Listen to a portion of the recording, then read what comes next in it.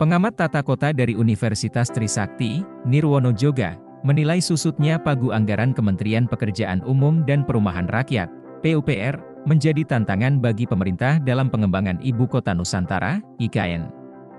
Nirwono menjelaskan, pada tahun 2025, Kementerian PUPR bakal fokus pada penyelesaian pembangunan infrastruktur dasar kota yang selama ini sudah berjalan. Menurutnya, pemerintah perlu menggenjot datangnya investor swasta demi pengembangan IKN.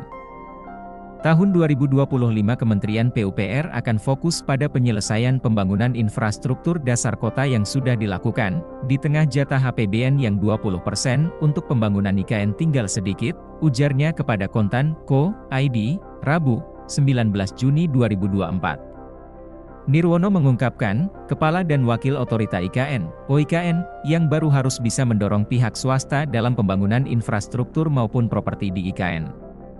Bukan hanya di kawasan inti pusat pemerintahan, KIP, maupun wilayah perkotaan di IKN saja. Namun masih ada 8 wilayah perkotaan yang perlu didorong untuk dikembangkan sebagai kota bisnis, kota industri, kota pelabuhan dan sebagainya. Di sisi lain, lanjut Nirwono, jika Presiden dan Wakil Presiden tidak jadi berkantor di IKN atau hanya berkantor untuk sementara waktu, maka bakal berdampak terhadap calon investor. Pasalnya, mereka akan mempertimbangkan kembali untuk mengguyur dana bahkan kemungkinan terburuk membatalkan investasinya di IKN. Ini menjadi alarm pengingat bagi pemerintah untuk melanjutkan pembangunan IKN, memperlambat, atau bahkan membatalkan atau meninggalkannya, pungkasnya. Untuk diketahui, pagu indikatif Kementerian PUPR di tahun 2025 merosot menjadi Rp75,63 triliun.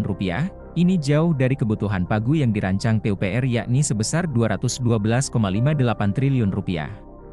Pagu indikatif tersebut turun 49,49% jika dibandingkan pagu tahun anggaran Kementerian PUPR yang sebesar Rp149,74 triliun di tahun 2024. Download Tribun X sekarang, menghadirkan lokal menjadi Indonesia.